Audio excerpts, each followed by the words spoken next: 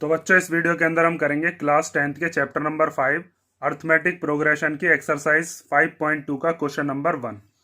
Question number 1 में हमें दिया है fill in the blanks in the following table. एक टेबल हमें गिवन है, उसके अंदर हमें बताया है कि ए क्या है, फर्स्ट टर्म है, डी क्या है, कॉमन डिफरेंस, और ए एन क्या है, nth टर्म है, एन क्या है वहां पर नंबर ऑफ टर्म्स। जैसे यहाँ पर ये हमें एक टेबल गिवन है, इस टेबल के अंदर हमें यहाँ पर बताया है कि ए की वैल्यू 7 है, डी की वैल्यू 3, एन की वैल्यू 8, तो ए एन की वैल्यू क्या होगी। हर एक पार्ट के अंदर हमें एक एक वर्ड जो है वो मिसिंग है, वो हमें फाइंड आउट करना है। तो एक एक करके हम देखते हैं। सबसे पहला वाला जो हमारे पास फर्स्ट पार्ट दे रखा है, उसके अंदर हमें ए की वैल्यू बताई है। फर्स्ट वाला कर रहे हैं हम। ए की वैल्यू है कितनी, 7। ठीक है। डी की वैल्यू कितनी दे रखी है, डी इक्वल टू है 3, और एन कितना दे रखा है, एन है हमारे पास 8, और हमें फाइंड आउट क्या करना है, ए एन। तो ए एन का फॉर्मूला हम जानते हैं, ए एन इक्वल टू क्या होता है, A plus N minus 1 into D. तो ए एन तो हमें फाइंड आउट ही करना है। ए की जगह पर क्या रख देंगे हम, 7, प्लस एन की जगह पर क्या रख देंगे, 8, फिर -1, और डी की जगह पर क्या रख देंगे हम, 3। तो ए एन की वैल्यू कितनी आ जाएगी, 7 प्लस 8 में से 1 गया तो कितना बचेगा, 7, और इंटू 3। बॉड मास में पहले मल्टीप्लाई होती है, प्लस मत करने लग जाना। तो ए एन इक्वल टू कितना हो जाएगा, 7 प्लस 7 3 जा 21।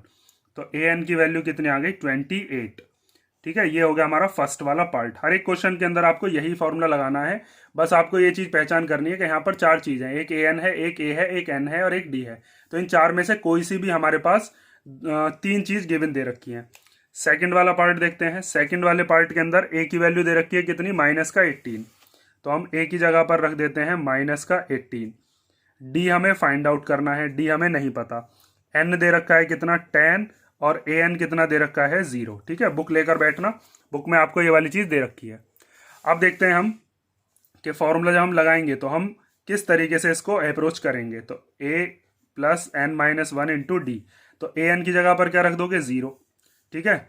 ए की जगह पर क्या रख देंगे, -18, प्लस एन की जगह पर क्या रख देंगे, 10, फिर -1, और डी की वैल्यू हमें फाइंड आउट करनी है, तो डी ऐसे ही लिख लिया। ये माइनस का 18 इधर आ जाएगा तो कैसा हो जाएगा, प्लस का 18। तो 0 प्लस 18 इक्वल टू 10 में से 1 गया तो कितना बचा, 9, और डी 0 में 18 प्लस करेंगे तो 18 ही आएगा, इक्वल टू 9D। ये जो 9 इधर मल्टीप्लाई का इधर आ जाएगा किसमें, डिवीजन में। तो यहाँ पर आप लिख दोगे 18/9 इक्वल टू डी। 9 से इसको कैंसिल कर सकते हैं कितनी बार, 2 बार। तो डी की वैल्यू कितनी आ गई, 2। ये हो गया हमारा सेकंड वाला पार्ट। अब देखते हैं हम थर्ड पार्ट।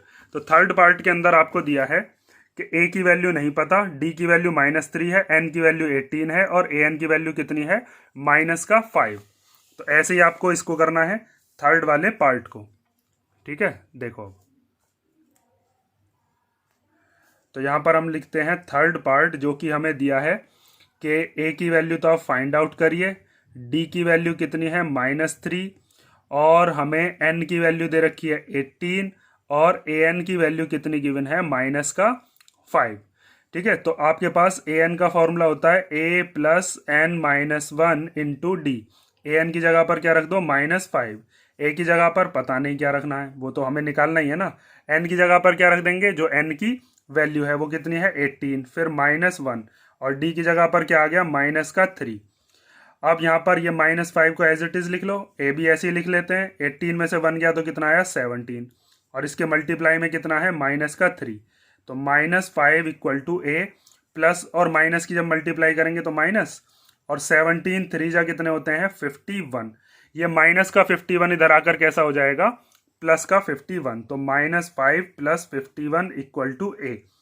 ये माइनस का, ए प्लस का, तो माइनस प्लस क्या होते हैं, माइनस, माइनस करके आ जाएगा 46, साइन बढ़ेगा, प्लस ये इसके आगे लगाओ या मत लगाओ।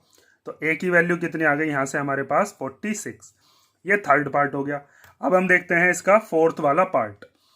तो फोर्थ पार्ट के अंदर क्या क्या चीज गिवन है पहले वो देख लेते हैं।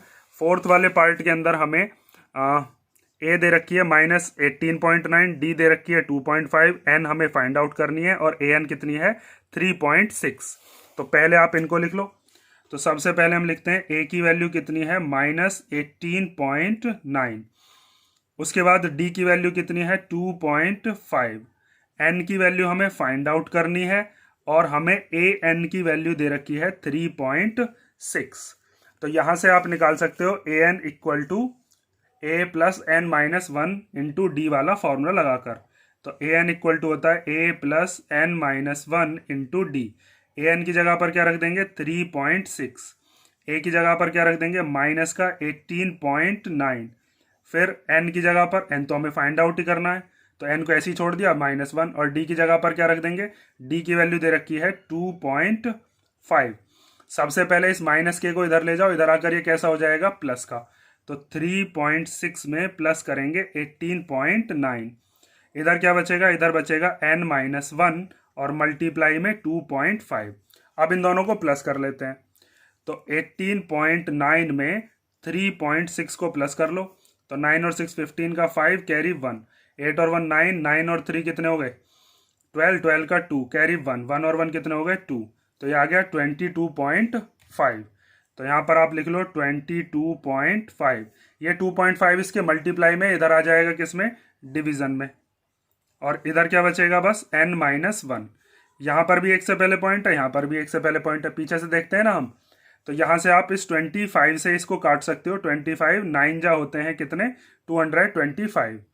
अब ये माइनस का जो 1 है ये इधर इसके पास चला जाएगा, तो यहाँ से आप लिख सकते हो कि 9 + 1 = n, तो n की वैल्यू कितनी आ गई यहाँ से हमारे पास 10।